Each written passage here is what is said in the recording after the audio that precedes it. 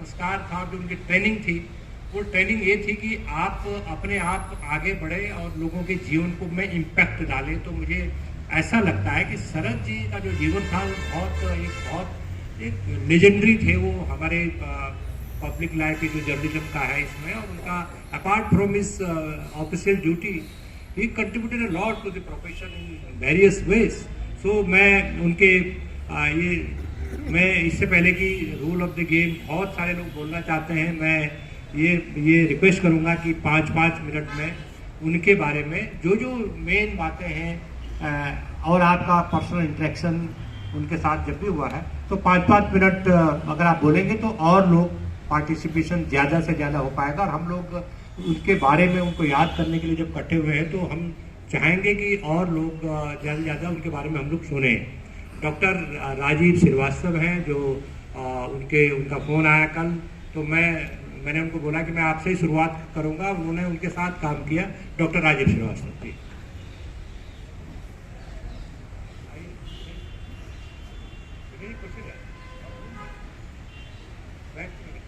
नमस्कार। उमाकांत जी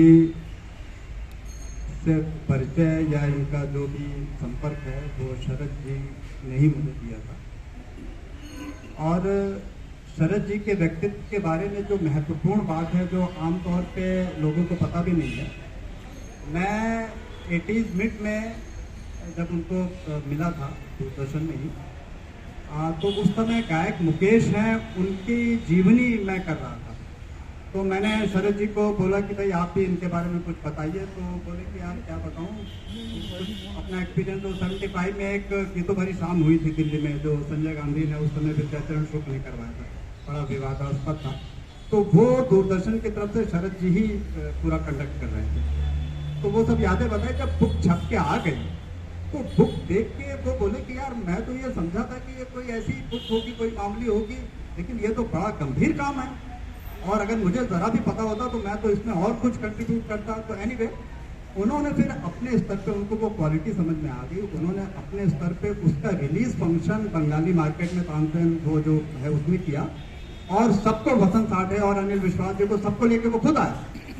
और वो दिन था 85 मिनट का, कि उसके बाद से वो जब भी बोलते थे कि भाई बॉम्बे जब भी आप आएंगे तो आप दिल्ली में, तो आप कहीं होटल में गेस्ट हाउस में नहीं ठहरेंगे, मेरे घर पे ठहरेंगे। तो मैं बंगाली मार्केट में उनका जो सरकारी निवास था वो उन पे बराबर वो करता था। और जब अनिल विश्वास की वो किताब लिख रहे थे, तो उन्होंने कहा यार ये पिक्चर नहीं मिल रही अनिल, ताकि कोई इस तरह की जो हम दे सके, बहुत नॉर्मल होती है। तो मैंने पूना से एक मेरे मित्र उनसे लेके आया, जिसमें एक बड़ी रेयरेस्ट तस्वीर थी, जिसमें अनिल विश्वास थे और लता मंगेशकर उनकी किचन में वो खाना बना रही है, और भी कई ऐसे फोटोग्राफ थे जो उस बुक में आए। तो उसके बाद से फिर उन्होंने दूरदर्शन में जो उनका प्रोग्राम चलता था वो उसमें उन्होंने सारा इनपुट मेरे से वो स्क्रिप्ट राइटिंग वगैरह और जो भी इनपुट है वो करते थे। और फिल्मों में मेरा जो प्रवेश हुआ डॉक्यूमेंट्रीज में, वो शरद की प्रेरणा। वो कह रहे थे कि भाई मुकेश पे आपने किताब लिखी तो आप उस पर फिल्म बननी चाहिए, और मुझे ABCD नहीं आती थी, और उनके कहने पे मैं बॉम्बे गया, पूरी टीम मेरे ऊपर अवेलेबल हुई, और उसके बाद तो सिलसिला चल गया। तो ये लोगों को आगे बढ़ाते हैं। अगर आप में टैलेंट है, इससे उनको फर्क नहीं पड़ता कि क्या सोचे क्या नहीं, टैलेंट है वो आपके साथ है। तो इस महान अब ये मैंने अचानक से ये सब कुछ हुआ, और जब सुना तो बड़ा दुख हुआ। फिर मैंने मेरे साथ को फ़ोन किया उनके ब्रदर, तो बड़ा वो लगता है। लेकिन ऐसी आत्माएं जो खुद बढ़कर लोगों का सहयोग करती हैं और सही लोगों का चुनाव करती हैं, मैं समझता हूँ कि जीवन में इससे बड़ी चीज़ लोगों के लिए और क्या होगा। तो ये शरद जी ने किया, और वो माइलस्टोन है। और साहिर वाली किताब साहिर लुधियानवी पे उनकी लेटेस्ट पूरी हुई, और यहीं पे प्रेस क्लब में उन्होंने मेरे को बताया था कि भाई 1-1.5 महीने पुरानी बात है कि भाई मैंने साहिर पे बुक कंप्लीट कर दी, और मुझे अंदर से लगता है जैसे मैंने सही कहा। तो जब एक लेखक को ये सेटिस्फैक्शन हो जाए कि मैंने सही काम किया, तो इससे बड़ा आत्मा के लिए क्या हो सकता है। तो मैं ये उनके महाप्रणाम पर उनको प्रणाम करता हूँ। शरद थैंक यू डॉक्टर श्रीवास्तव। आपको मैं बता दूं कि शरद जी के जो ब्रदर हैं वो US से आए हैं, उनके नेफ्यू भी US से आए हैं। हम सब लोग जो यहाँ पर बैठे हुए हैं, वो शरद जी आप तो 7 समंदर पार थे, लेकिन हम सब लोग शरद जी से डे टू डे का हम लोग का मिलना जुलना था। उनके साथ बहुत सारे लोगों ने कई दशक गुजारे। मैं क्योंकि आप ब्रदर हैं, आप उनके बारे में जो आपकी मेमोरीज हैं वो आप बताएंगे, हम सब लोगों को इनलाइटन करेंगे। डॉक्टर महेश दत्त जो उनके ब्रदर यूएस से आए हैं, मैं उनसे दरख्वास्त करता हूँ।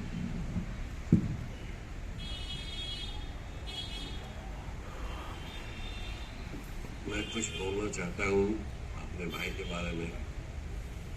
बहुत महान आत्मा थे। कुछ हिंदी में बोल सकता हूँ, कुछ अंग्रेजी में भी बोलूँगा।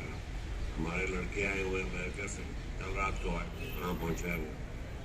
उनको हिंदी समझ नहीं आता, वहीं के पैदा हुए हैं। So I'm trying to talk about you, son, and you don't understand Hindi. So I'll try to speak in English, a little bit of Hindi.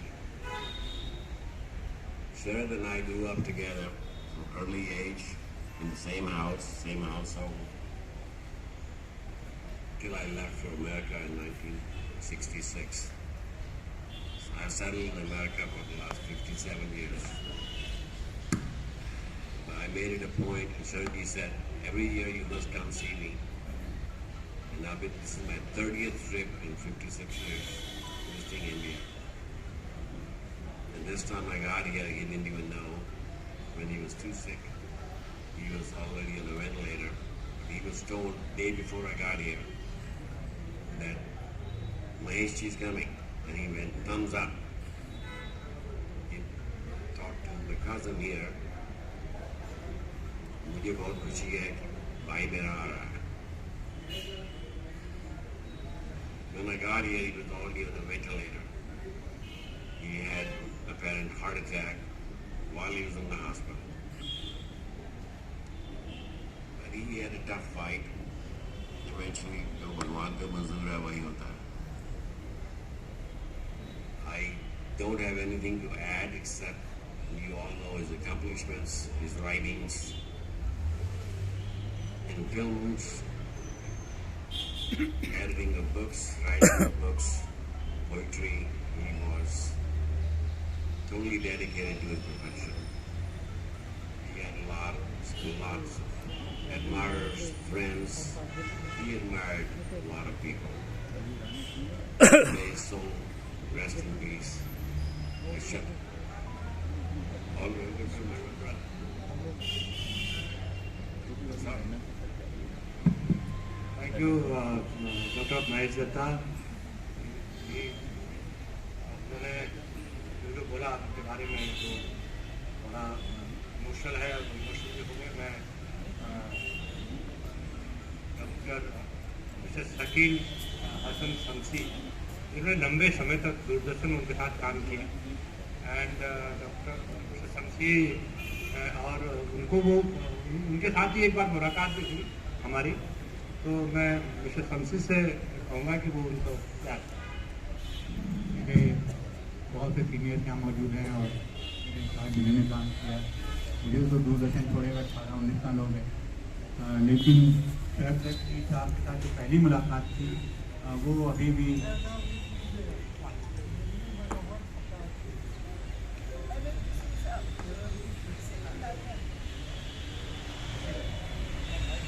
तो जब मैं पहली मरतबा दूरदर्शन में ज्वाइन करने आया तो रमेश चंद्रा जी के कमरे में शरद जी बैठे थे। मैं जानता नहीं था उस वक्त तक उनको, वो मुझसे बहुत हालांकि बहुत सीनियर थे। मुझे बताया रमेश जी को, मैं जानता तो उन्हीं ने बताया कि शरद साहब हैं, उन्हें प्रोग्राम करते हैं और उस वक्त रिसर्च से उठे। उन्हीं ने कहा कि वो खुद न्यूज़ में थे पहले। उनका जब उन्हीं ने अपने कैरियर की शुरुआत की तो शायद न्यूज़ से शुरू की थी और उस वक्त न्यूज़ जो था सिर्फ दिल्ली तक महदूद थी, ये नेशनल चैनल वगैरह तो था नहीं। जब उनसे मैंने बताया कि मेरा भी न्यूज़ में अपॉइंटमेंट हुआ है तो उन्होंने कहा कि एक मूल मंत्र बताता हूँ और वो ये है कि न्यूज़ के पैनल पर कूल रहना हमेशा, तभी कामयाब रहोगे। अगर वहाँ पर घबराहट और अगर वहाँ पर टेंशन न रहे तो न्यूज़ में कामयाब नहीं होगी। मैंने पूछा उनसे आपने न्यूज़ क्यों छोड़ी, तो उन्होंने कहा कि 1975 में इमरजेंसी में मेरा दम घुटता था बहुत न्यूज़ रूम में, तो मैंने अपने बॉस से कहा था कि मुझको आप हटा दीजिए और मैं चाहता हूँ कि मैं लिटरेरी प्रोग्राम करूँ और म्यूज़िक के प्रोग्राम करूँ। तो उसके बाद से उनसे मैं मिलता रहा बराबर। वो इतने सीनियर थे, मुझसे 10 साल सीनियर थे कम से कम वो, लेकिन जब भी मिलते थे तो दोस्तों की तरीके से बात करते थे कि जैसे मेरे दोस्त हैं या मुझे कंधे पर हाथ रख के बात करना, शराफत थी उनके लहजे में, उनकी गुफ्तगू में। और उनका एक खास ऑब्सेशन जो वो ऑब्सेस थे साहिल लुधियानवी के साथ और मंटो के साथ, वो एक खास बात थी जिसका वो जिक्र बराबर क्या करते थे। और अपनी पहली मुलाकात का जिक्र बहुत अच्छी तरीके से करते थे। तो साहिल साहब के साथ पहली मुलाकात हुई इनकी जनपद होटल में, वो सब मुझे याद है, वो बहुत अच्छे तरीके से बयान करते थे। बहरहाल ऐसे शरीफ आदमी ज़िंदगी में बहुत कम मिलते हैं और इतने मुखलिस लोग बहुत कम होते हैं। मैं अपनी तरफ से उनको भरपूर खराज अक़ीदत पेश करता हूँ और उम्मीद करता हूँ कि उनकी रूह जहाँ भी होगी अल्लाह उसको सुकून और शांति देगा। बहुत बहुत शुक्रिया। थैंक यू शमशेद साहब। मैं नीलम महाजन सिंह, जो हमारी प्रेस क्लब की बहुत सीनियर मेंबर हैं और लंबे समय तक, क्या शुरुआत मुझे लग रहा है कि कैरियर की बहुत सारे लोगों ने उनके साथ शुरुआत की, उसमें नीलम महाजन सिंह भी हैं। मैं उनसे नीलम महाजन सिंह जी से निवेदन करूँगा कि वो उनको याद करें। Thank you. I'm Neelam Mahajan Singh. I was actually a professor of Delhi University and I was not a media person. But media was very much in my blood, you know. So my launching in Doordarshan started with Sharad Dutt.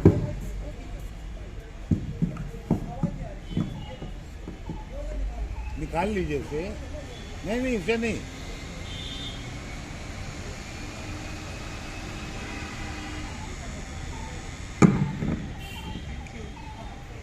So my launching in Doordarshan started with Sharad Dutt. There was a program called The Capital Scene, which was introduced by me, and it was produced, executive producer of that program was Sharad Dutt ji.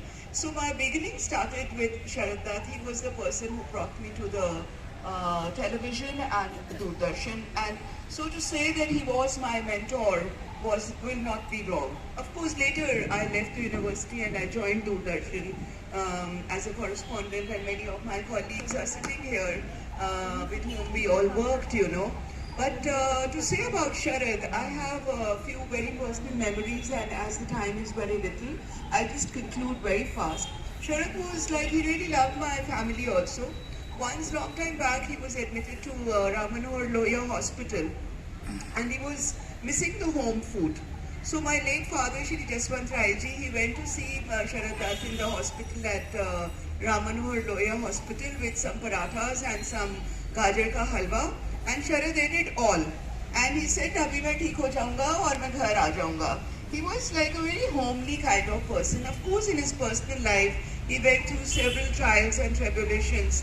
And the last meeting I remember, which he would, a lot of people say that he did not share much about himself. But I was telling Major General Saab, his brother, that Sharad used to share a lot of things with me. And last I remember meeting him and sitting in the corridor here on the sofa, to which he told me, and we took a lot of photographs also. And he told me that now I'm not really feeling very well and I think my life will be cut short, etc. But he was a highly intellectual person. He was very humble about his achievements. He was always very encouraging, and we in Doordarshan will really miss him. He was the pathfinder of direct telecast of Republic Day, Independence Day, and various other direct telecasts, meeting of retreat, and all the very important programs that Doordarshan is even doing till today. So to say that Sharad Dutt was a pathfinder of television industry would not be wrong to say. I pay my homage to Sharad Dutt ji, and I pray to God that God takes him in his lotus hands and give him peace. Thank you all for coming here, and thank you all for listening to me. Thank you. मैं श्री चरण सिंह जी हमारे बीच में हैं आए हुए। चरण सिंह जी हैं जी जी ठीक है।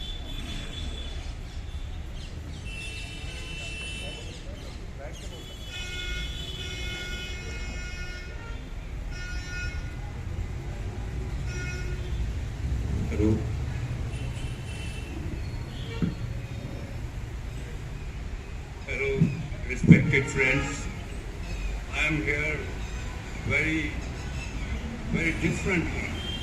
You will be astonished to know that I am the oldest friend.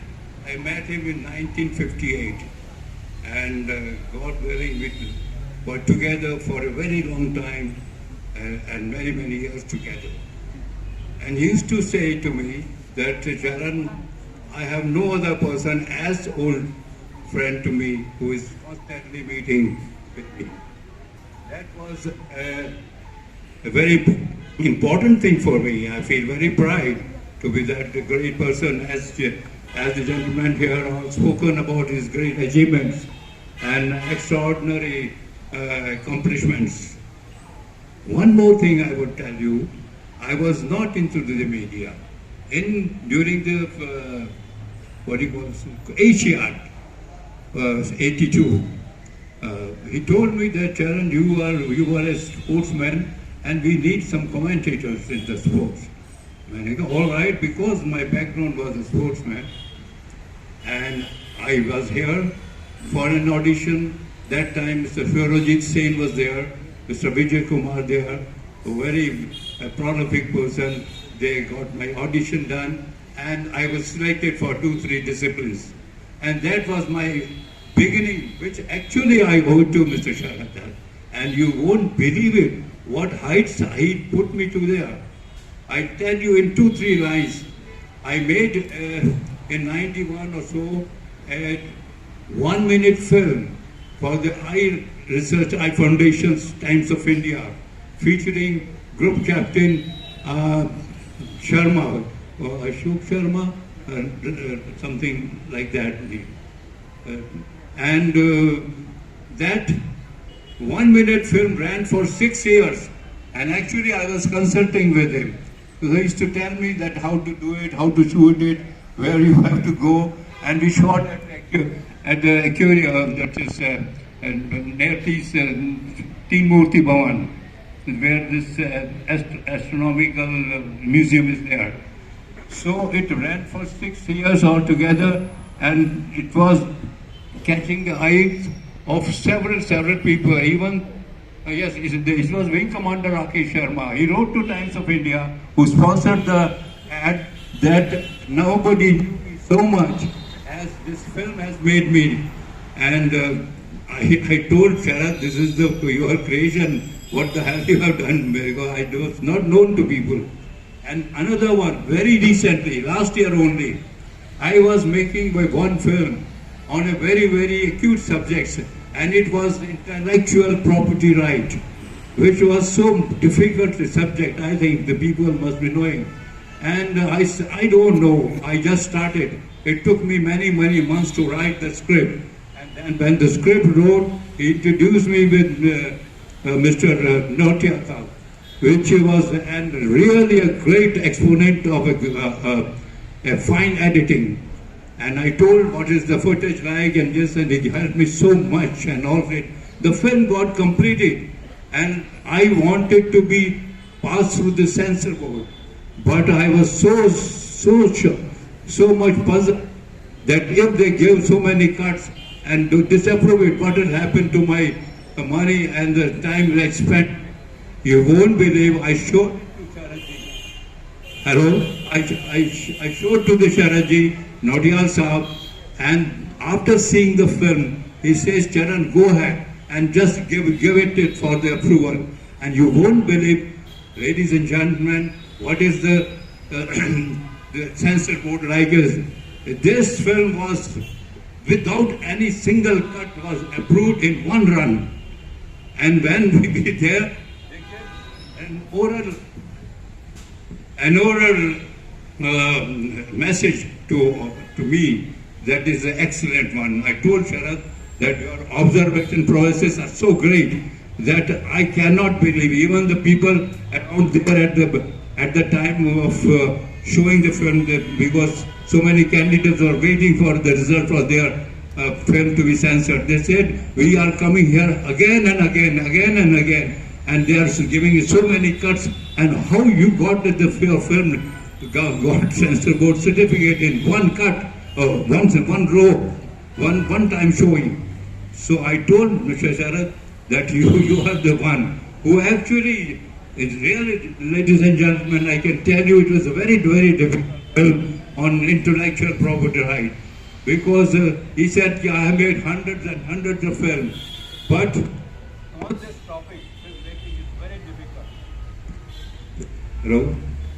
So that is the prowess of that great man, a gentleman, and my very dear friend. Actually, you won't believe that he said very 2-3 months before, in the night he telephoned me at 12 o'clock.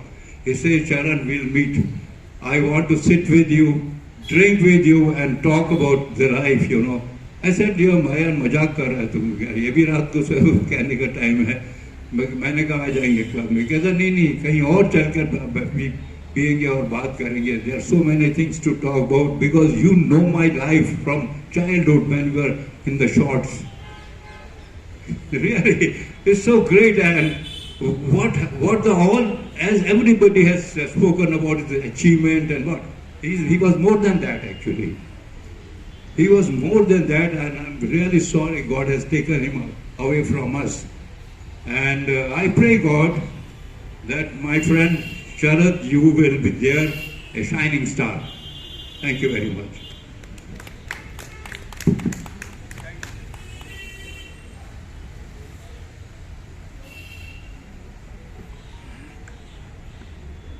Thank you, sir. Thank you, sir. I will request Mr. Rajiv Kumar. We were formerly senior news producer with Doordarshan and long time, associates with Sharad Dutt ji. So, Rajiv Kumar. Thank you. Good evening, everybody. The real worth of a person you come to realize when he or she is no more. And that's when you say कि वो ये थे, और तब महसूस होता है कि देखिए वो अब चले गए. When I joined DD, I mean, as anybody joins an organization, you try to find out who's who in the organization so that you have the right step in a very initial stage. And I was given a couple of names, and one name was Sharad Dutt. Of course, he was a decade or a little more older than me, but I was told that he has a standing in the organization.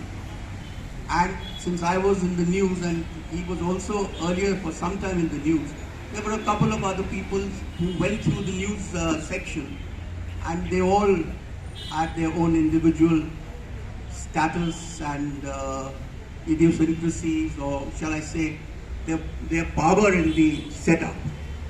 And he was one person who I, from the beginning, saw that he really cared for his friends, colleagues, juniors, and he would motivate them, encourage them. जैसे कोई आपके sir पे हाथ रख के कहता है, no, go ahead, this is you're doing right.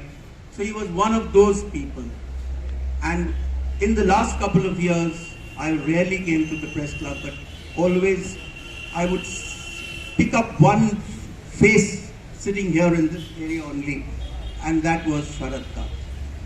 And I must say, people do well in all the media organizations. They get their recognition, they get their awards also, be it the print media, be it the films and all. But unfortunately, a network like Doordarshan, which laid the foundation of television and television news in this country, did not receive the credit that it was due. And I have, there are a lot of people with Padma Shris who are doctors, professors, journalists, but unfortunately this civilian award has eluded Doordarshan. And I strongly feel, a person like him, and there are many more who also deserve that, but sadly, this organization was just given the short shrift and not recognized the way it should have been. There are faces here. There's a lady sitting here, who would, they were the faces of Doordarshan. And people would look up to them, emulate them, they became their icon. But people who were behind the camera or in the other areas, somehow they remained in the background. However, Sharadji was really a wonderful person, and the amount of experience that he had in the electronic media, in television, was phenomenal. From OBs of all kinds, whether it was the Independence Day, whether it was Republic Day, or any live coverage from the President's house, or all the international organizations that happened in Delhi, there was always a thought process and effort that was behind that. And today you see people running around with cameras and running after ex-police commissioner to get a bite. That never happened in Doordarshan. We were very staid, professional, down-to-earth people who always recognized the work, the worth of work, and added to the profession. The profession grew out of Doordarshan. Whatever you see, whoever you see on television today, they have in some way or the other have been connected with both radio and television. Whether it was by way of Yuvani initially, or by a program like the Youth Forum and things. But the grounding has all been from DD. And I feel that DD has produced some of the best journalists that you see on the screen today. And I had a lot of respect for him. We would sit down and talk about articles that he used to write, share experiences. And I have to give credit to him for one small thing which meant a lot to my life. Before I got married, my wife's family somehow got to Sharad to find out about my background and my character. And Sharad called me one day to his room and said, Rajiv, I have cleared your CR. So that always left an indelible mark in my mind, and I always looked up to him, as here was a man who really did good for me. And I really hope and pray wherever he is that he finds solace and peace, and the legacy that he is leaving behind.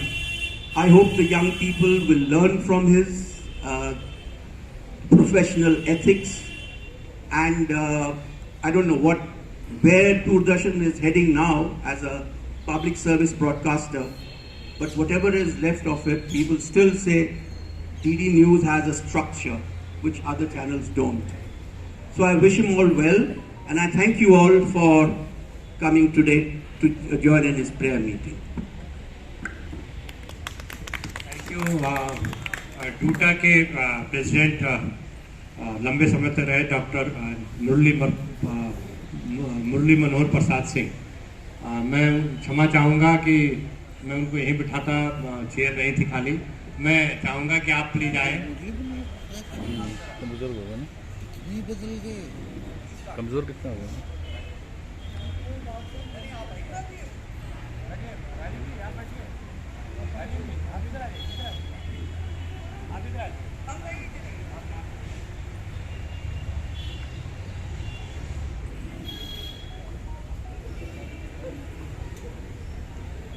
पुराना नाम है, आप सुनो।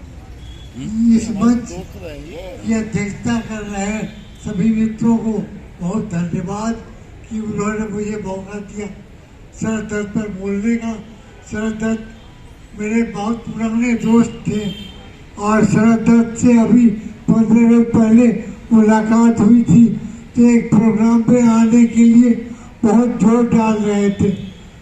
लेकिन मुझे मालूम है कि शरद दत्त ऐसे व्यक्तित्व थे जो साहित्य, संस्कृति, सिनेमा और संगीत सबके बहुत बहुत नज़दीक थे और सारी गुणवत्ता उनमें थी, साहित्य, संगीत और संस्कृति को लेकर। और उन्होंने बहुत लोगों को ट्रेन किया था अपने जीवन। दूरदर्शन में मुझे उन्होंने मौका दिया था, दूरदर्शन में कई बार मैं बोला था और उन्होंने मुझे इनवाइट किया था। कुबेर दत्त और शरद दत्त दोनों बहुत मुझे प्यार करते थे और बहुत मेरा रेस्पेक्ट करते थे। कुबेर दत्त ने शरद दत्त से मुझे मिलाया और बताया कि इन्होंने मुझे ट्रेन किया था। और कुबेर दत्त को वास्तव में सारी ट्रेनिंग शरद दत्त की थी। शरद दत्त संगीत, साहित्य और संस्कृति के महापुरुष थे और हर चीज में वो मुझे याद करते थे। और कुंदन लाल सहगल पर जो उनकी किताब आई थी, तो उस किताब के विमोचन समारोह में उन्होंने मुझे इनवाइट किया था। बहुत दिन हो गए, अभी जब साहित्य लुधियानवी पर नया पद का विशेषांक हम लोगों के संपादन में आया, तो शरद दत्त ने कहा कि मैं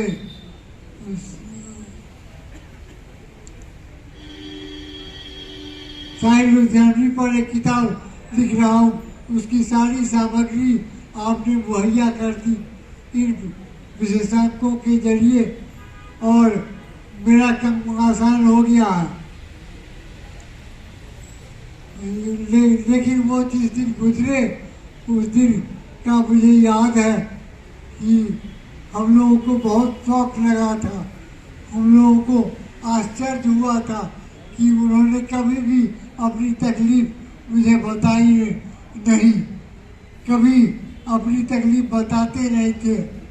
और वो इतने धैर्यवान और आला दर्जे के आदमी थे कि अपनी तकलीफ कभी किसी को बताते नहीं थे। और मुझे तो कभी नहीं बताया उन्होंने। जब गुजरे तो मुझे बहुत धक्का लगा कि उन्होंने बताया नहीं कि वो कैंसर से पीड़ित है। मोहन गुप्त जो उनके मित्र हैं, मोहन गुप्त ने मुझे बताया कि आपको मालूम नहीं, 3 महीने पहले उनको ये पता चला कि वो कैंसर से पीड़ित है और 3 महीने पहले ही बताने के बाद वो इतनी जल्दी चले गए।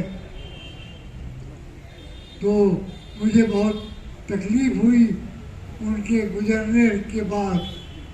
मैं आप सब लोगों को बहुत धन्यवाद देता हूँ कि आप लोग शरद दत्त की याद में यहाँ आए हैं, शरद दत्त को याद करने के लिए। वो ऐसे ही व्यक्ति थे कि उनको याद किया जाना चाहिए। दूरदर्शन में काम की वजह से और अपने व्यक्तिगत रूप से जो किताबें उन्होंने लिखी है और जो आर्टिकल लिखे हैं, उसकी वजह से। धन्यवाद। Thank you. आप बैठे रहिए 90s में हूँ। बैठे रहिए आप, बैठे रहिए। 90 हो गई। Thank you. 90 एसपी हो रस्तोगी गई, साहब हमारे बीच 85 में है। एसपी रस्तोगी साहब। 85। हाँ वो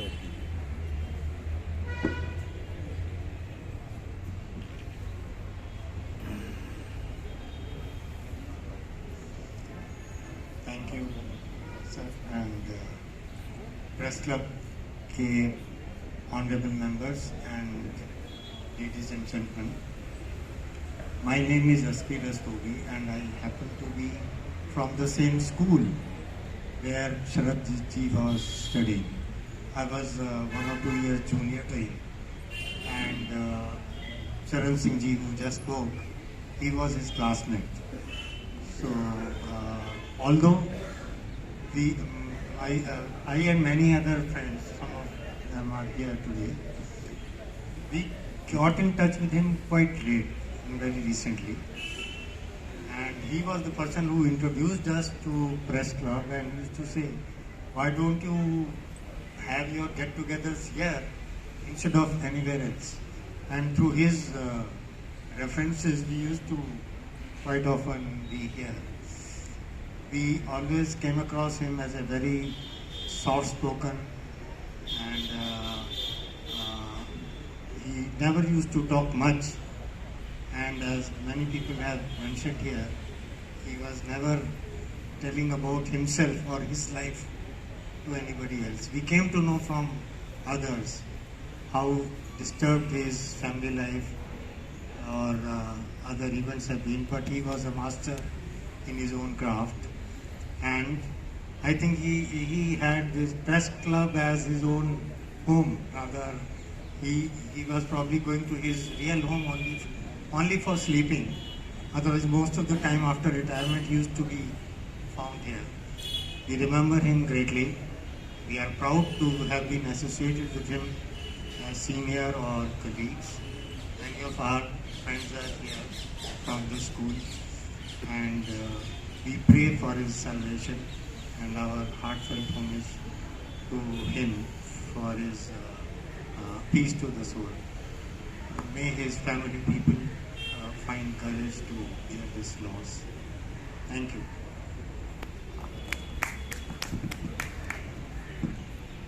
मिस्टर J.R. नोटियाल उनके ओके संजीव उपाध्याय दूरदर्शन में उनका लंबा साथ रहा होगा, साथ था उनका, तो हमारे member, senior member Sanjeev Upadhyay हैं, because here news anchor, very senior news anchor Doordarshan, mister Sanjeev.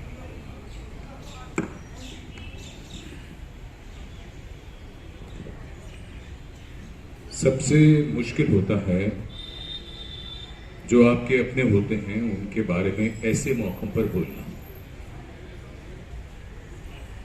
एक फिल्म जैसे फास्ट फॉरवर्ड मोड में लगा दी गई है और शरद जी की जिंदगी को अगर हम देखें और सोचें, बात यह है कि आने और इस दुनिया से जाने के बीच में आप क्या करते हैं, वो बहुत जरूरी बात भी है और सीखने की बात भी है। शरद जी जैसे लोग,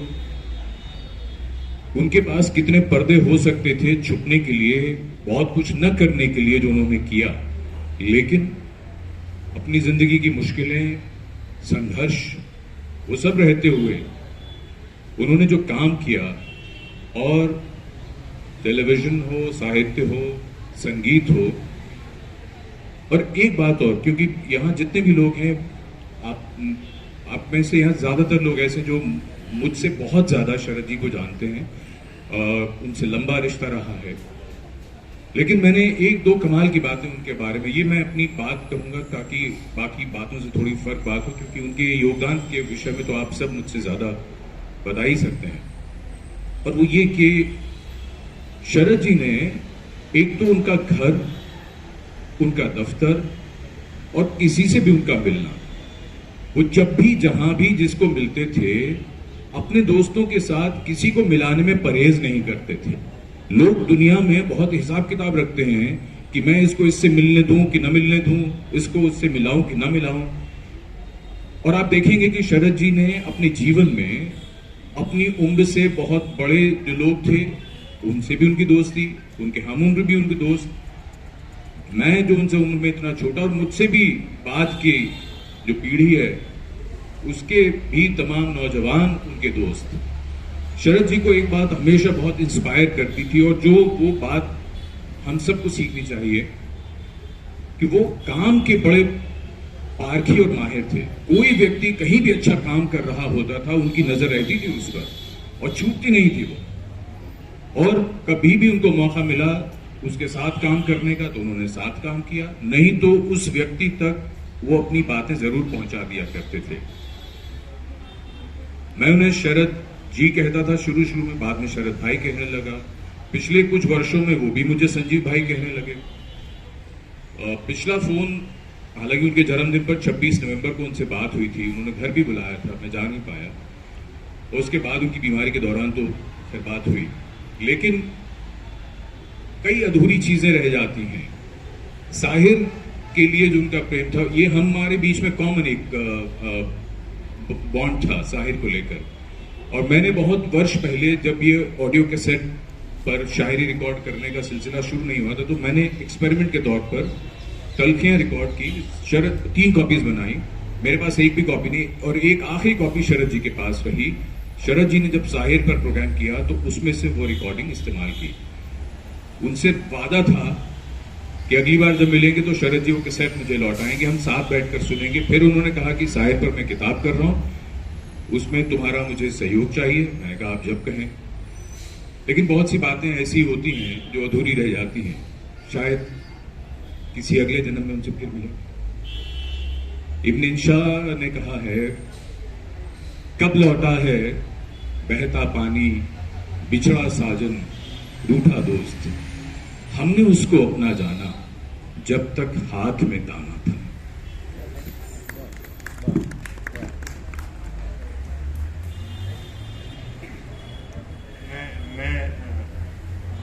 अब हम चूंकि अंतिम चरण में हैं, मैं सुधीर टंडन साहब चीफ न्यूज़ प्रोड्यूसर थे, उनके क्लोज कलीग थे, उनको कहूँगा कि उनसे निवेदन करूँगा कि उनको याद करें। श्री सुधीर टंडन।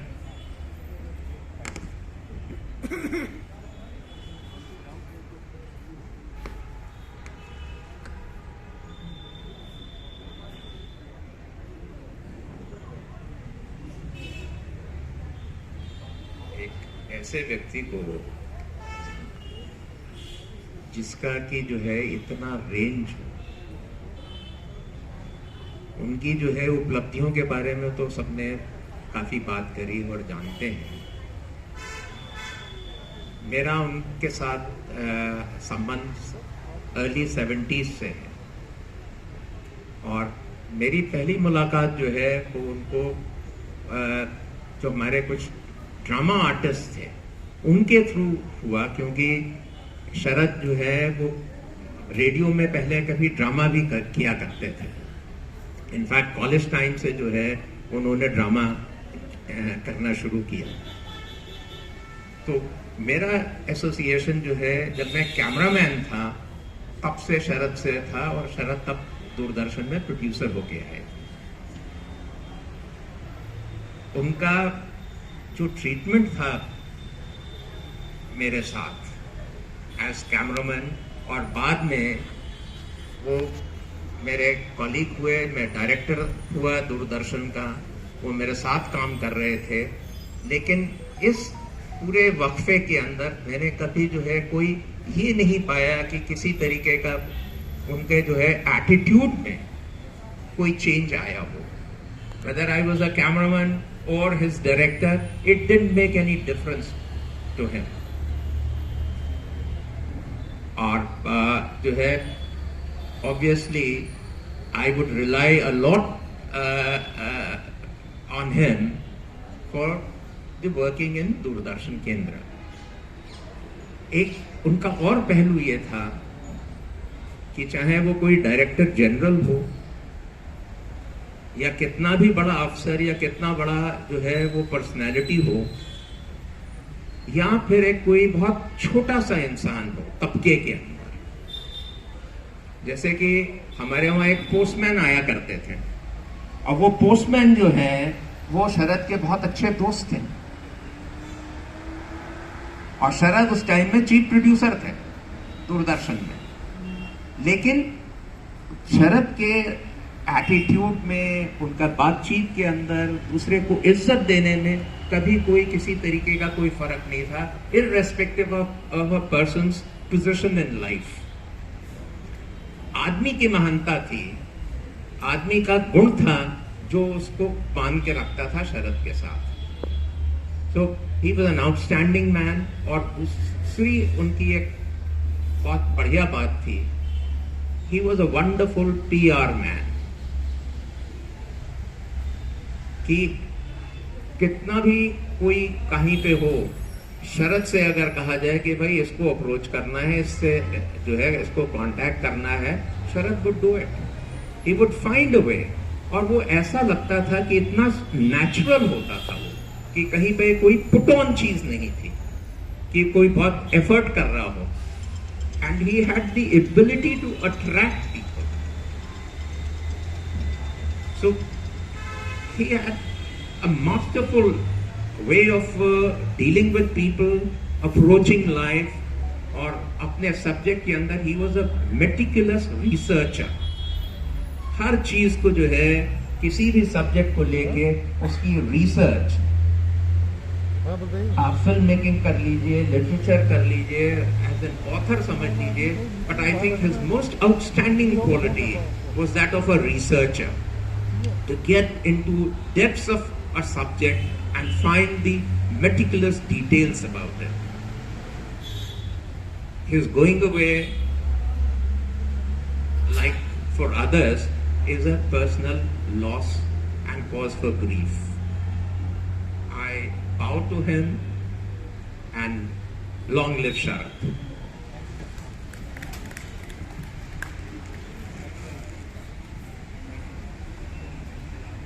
उनके एक और शुभचिंतक हैं doctor Suresh Gaur.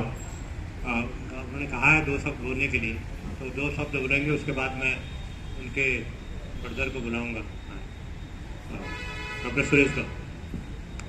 Thank you, नमस्कार। मैं सुरेश गौड़ हूँ और 1996 में मेरी पहली बार मुलाकात हुई थी शरद जट से। एक पुस्तक थी दस्तावेज। मंटो मेरे एक पसंदीदा लेखक रहे हैं, तो मैं बैंक में काम करता था, ओरिएंटल बैंक ऑफ कॉमर्स में, और उस बैंक का मैं पब्लिक रिलेशंस का हेड था। और हमारी लाइब्रेरी में जब कोई किताब आती थी तो जो हमारी लाइब्रेरी की हेड थी वो कहती थी, सर आज एक अच्छी किताब आई है पढ़ने के लिए आपके, और आप मंटो का जिक्र करते थे तो मंटो की किताब आई। तो उन्होंने मुझे दस्तावेज का एक मंटो की कहानियाँ थी, उसमें मंटो की शॉर्ट प्लेस थे, वो पढ़ने को दी। अच्छा, मैंने ये नहीं देखा कि वो किसने संपादित की है क्या है, बस मंटो था इसलिए मैं लेकर चला गया पढ़ने के लिए। जब खत्म हुई तो बैक कवर पे देखा कि शरद दत्त एक नाम लिखा हुआ है, साथ में एक नाम और था, वो मुझे इस वक्त याद नहीं है, मैं क्षमा चाहूँगा। अब मैंने पता किया शरद दत्त नाम मैंने सुना हुआ था कि वो शरद दत्त हैं और दूरदर्शन में है। मेरे एक दोस्त थे चमन अरोड़ा, वो सुधीर जी उनको जानते हैं अच्छी तरह, सुधीर जी को मैं भी जानता हूँ, हम दोनों IMMC में पढ़ाते भी हैं, विजिटिंग प्रोफेसर हैं IMMC के अंदर हम दोनों। तो चमन जी को मैंने कहा, चमन जी मुझे शरद दत्त से मिलना है। बोले क्या हुआ? मैंने कहा किताब मैंने पढ़ी है, उन्होंने संपादित की है और मुझे बहुत अच्छी लगी है किताब, तो मैं उनके हाथ चूमना चाहता हूँ जाके कि जिस व्यक्ति ने इस किताब को ऐसा बनाया है। बोले ठीक है, मैं उनसे बात करके तुम्हें फ़ोन कर देता हूँ। मुझे फ़ोन आया कि शाम को आप 5 बजे आ जाओ दूरदर्शन केंद्र। मैं मिलने चला गया उनको। चमन अरोड़ा मेरे साथ गए और उन्होंने मुझे इंट्रोड्यूस किया कि ये सुरेश गौड़ हैं, ओरिएंटल बैंक ऑफ कॉमर्स में हैं, और मैं इनको जालंधर से जानता हूँ, क्योंकि जब जालंधर केंद्र शुरू हुआ था तब चमन अरोड़ा वहाँ पे कैमरा मैन थे और मैं जालंधर दूरदर्शन पे एक आर्टिस्ट के तौर पे जाता था, ड्रामा आर्टिस्ट, जबकि मैं बैंक में काम करता था। कलाकार भी हूँ, नाटक भी करता हूँ। तो जब शरद जी से मेरी पहली मुलाकात हुई तो उन्होंने कहा सुरेश अपने बारे में बताओ। तो मैंने उनको अपने बारे में बताया कि मैं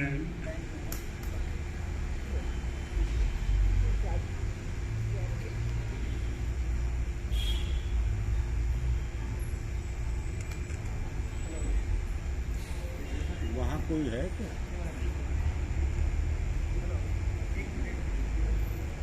हेलो, कि मैं बैंक में जॉब करता हूँ और लेखक भी हूँ, लिखता भी हूँ, नाटक भी करता हूँ और दूरदर्शन का एक कलाकार भी हूँ जालंधर टीवी से। तो उन्होंने कहा सुरेश तुम दिल्ली टीवी पे क्यों नहीं काम करते? मैंने कहा भाई साहब ज़रूर काम करूँगा अगर मौका मिलेगा मुझे। जबकि मैंने 1975 में दिल्ली दूरदर्शन पे as a drama artist approve हुआ था, जून जुलाई के महीने में हुआ था, और सितंबर में मेरी नौकरी लग गई बैंक में और मैं दिल्ली छोड़ के पंजाब चला गया। और उसके बाद मैं पंजाब में ही रहा बहुत सारे साल। जब दिल्ली लौट के आया तो बैंक का मैं PRO अपॉइंट हुआ। मुझे जो वाकया आपको बताना है कि जैसे एक किस्सा आया साहिब लुधियानवी जी का और बाकी लोगों का। जगजीत सिंह जी मेरे पारिवारिक मित्र थे, मेरे लिए बड़े भाई की तरह थे, जो गज़ल शायर गज़ल सिंगर थे बहुत माने हुए। मुझे जगजीत, जब ये चीफ प्रोड्यूसर थे शरद जी, तो उन्होंने कहा कि यार तू जगजीत जी को इतना जानता है, बड़ा क्लोज है उनके, तू उनका दूरदर्शन के लिए क्यों नहीं एक गज़ल दिलवा देता? मैंने कहा मैं उनसे बात करूंगा। मैंने जगजीत भाई को फ़ोन किया, मैंने कहा जगजीत भाई ऐसे ऐसे है, दूरदर्शन वाले न्यू ईयर के अपने फंक्शन में आपकी एक गज़ल चाहते हैं। तो उन्होंने कहा यार ये सरकारी चैनल है, मैं उसके लिए नहीं गाता। मैंने कहा देखिए सरकारी चैनल हो या कुछ भी हो, मैं अगर आपसे रिक्वेस्ट कर रहा हूँ तो आपको ये गज़ल गानी पड़ेगी चाहे कुछ हो जाए। अब ये आप मान लो, क्योंकि जिसने मुझे कहा है मैं उन्हें बहुत प्यार करता हूँ। बोले वो कौन है? मैंने कहा शरद दत्त। बोले अच्छा एक काम कर, मैं दिल्ली आ रहा हूँ, नवंबर के महीने की बात है, और नवंबर के महीने में, क्योंकि 26 नवंबर को हमारी वेडिंग एनिवर्सरी होती है और 26 नवंबर को शरद भाई का जन्मदिन होता है। तो ऐसे कुछ मेरी वेडिंग एनिवर्सरी और उनका जन्मदिन हमने साथ भी मनाया है कुछ साल। तो वो कहते थे सुरेश आज तेरी एनिवर्सरी है और मेरा जन्मदिन है, मैं आ रहा हूँ। मैंने कहा ठीक है भैया आप आ जाइए। मैंने उन्हें मैं भैया कहा, कभी शरद नहीं कहा, कुछ नहीं कहा, हमेशा भैया कह के बुलाया। तो जगजीत सिंह से हमारी बात हुई, वो हमारे घर आए तो मैंने शरद भाई की बात कराई जगजीत सिंह से फ़ोन पर। मैंने जगजीत जी आप बात करो शरद जी से and let's tie up for this. तो शरद जी ने उनसे बात की, तो उन्होंने कहा मैं दिल्ली आ रहा हूँ 22 दिसंबर को, मेरा एक शो है, तो आप एक काम करिए, अब सुरेश इतना कह रहा है तो मुझे ये शो आपके लिए करना पड़ेगा। तो मैं दिल्ली आ रहा हूँ 22 दिसंबर की सुबह पहुँचूंगा और आप उसी दिन मेरी रिकॉर्डिंग कर लीजिए अपने स्टूडियो में 22 दिसंबर। उन्होंने कहा ठीक है। मुझे उन्होंने कहा बातचीत हो गई सारी, बात खत्म हो गई। जगजीत जी दिल्ली आए 22 दिसंबर को, शरद जी ने गाड़ी भेज दी मेरे पास कि उनको लेके तूने आना, सारा काम तूने देखना है। मैंने कहा ठीक है। मैं उन्हें यहाँ वसंत कॉन्टिनेंटल में ठहरे थे, वहाँ से उनको लेके आया, स्टूडियो में आए, जगजीत जी, शरद जी, उस वक्त सब लोग थे, और उन्होंने कहा ठीक है 12 बजे हम आपकी रिकॉर्डिंग करेंगे। 12 बज गया, 1 बज गया, 2 बज गए, रिकॉर्डिंग शुरू नहीं हो रही। उन्होंने मुझे कहा, मैंने कहा था ना सरकारी चैनल है, ये शाम तक रिकॉर्डिंग नहीं होने वाली। मैंने कहा भैया please let's go for lunch. मैं उनको लेके लंच के लिए बाहर आ गया। यहाँ पे जनपद के कॉर्नर पे एक होटल है, उस वक्त नाम क्या मुझे याद नहीं, उस होटल का हम आए वहाँ पे लंच करने के लिए, मैं और भाई साहब। हमने लंच किया, 1 घंटा लंच में बाहर, मैं शरद जी को क्या आ गया था, भाई साहब हम लंच पे जा रहे हैं, आप 3 बजे रिकॉर्डिंग कर लीजिए, इतनी रिक्वेस्ट है, क्योंकि ये अगर गुस्सा हो गए तो ये चले जाएंगे, मुझे इनके नखरे पता है। हम 3 बजे लंच करके लौट के आए शरद जी के रूम में। शरद जी ने स्टूडियो पूरा रेडी रखा हुआ था। अब प्रॉब्लम क्या है कि जो म्यूजिशियंस हैं, जो दूरदर्शन के म्यूजिशियंस थे, आई रिस्पेक्ट देम, लेकिन वो जगजीत जी से साथ के मेल के नहीं थे, क्योंकि जगजीत जी की अपनी टीम और वो म्यूजिशियन, उन्होंने भी सुरेश वो गा रहे हैं और म्यूजिशियंस कहीं और बजा रहे हैं, वो सुर ताल नहीं बैठ रहा। 1 घंटा हो गया, 4 बज गए।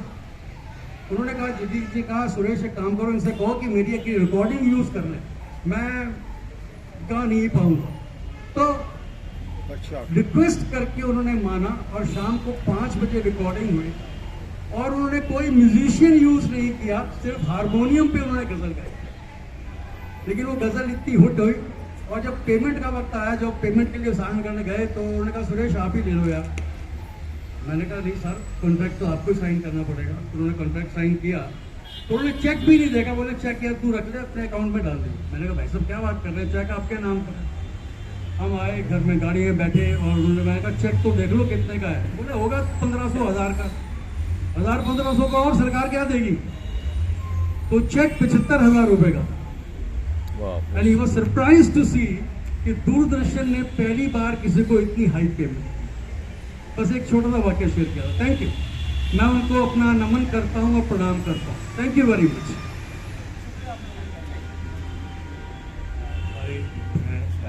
मैं चाहता हूँ क्योंकि हमारे लोगों का टाइम कंप्लीट हो रहा है, हमारा जो लोगों को जाना भी है। कोहली साहब या कोई दो शब्द बोलना चाहेंगे तो मैं कंक्लूड करते हुए उनके जो ब्रदर है major general Sunil Chandra is very emotionally attached with him and a very warm gentleman. Met him on some occasion here in the press club, and Sharad ji introduced him to me, and I will request Major General Sunil Chandra to have to say a few words in memory of.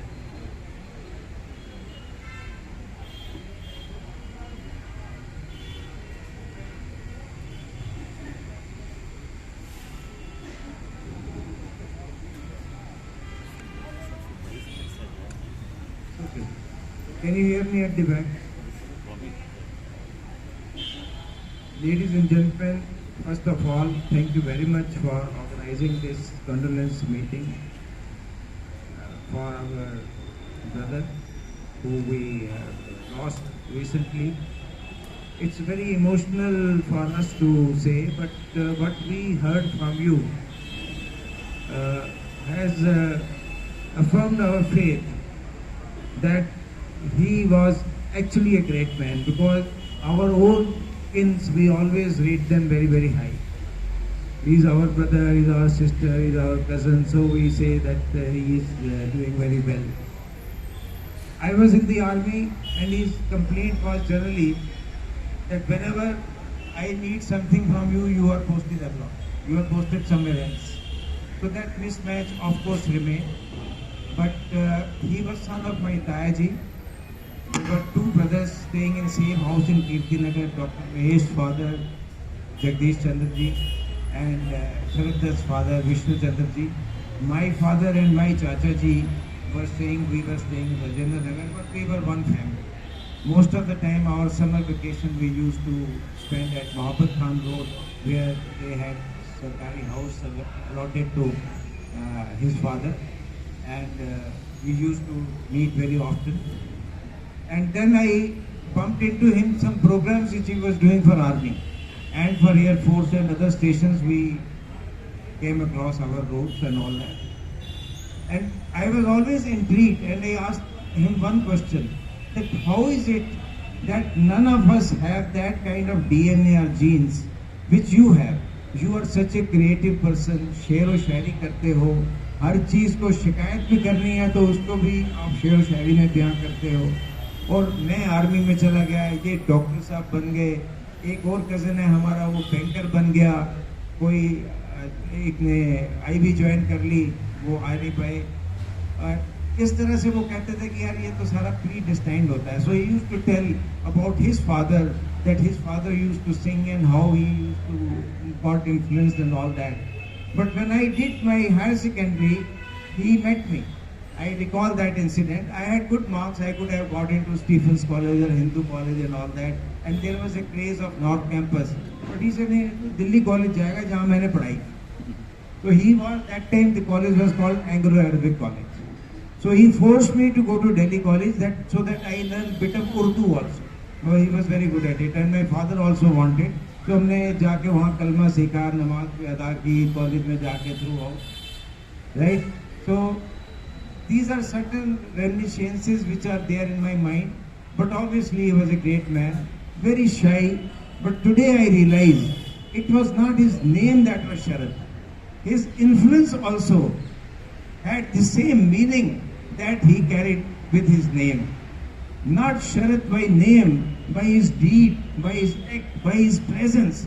He was, a very shy kind of a person. He won't tell his problems to anybody, which is a problem to me. I have his friend sitting with me who served him so well. Gopalji is sitting here amongst us. We was with him throughout. When we were away, we generally used to spend time with him. So I am grateful to all of you that you spared your valuable time and have shown solidarity, sense of belonging, and I personally feel that as a family we remain associated with you, and thank you very much. Jai Hind. Thank you, Jan Saab, for your kind words, and I would like to, जितने भी America से आए हैं उनके मतलब और तमाम जो हमारे मेम्बरान हैं, हमारे ओल्ड, उनके नई और पुरानी जनरेशन के बीच में वो एक ब्रिज का काम करते हैं, because bridge between the old and new generation of the member of the press club India and across the Doordarshan सारे प्रिंट और he was very popular in the press club India.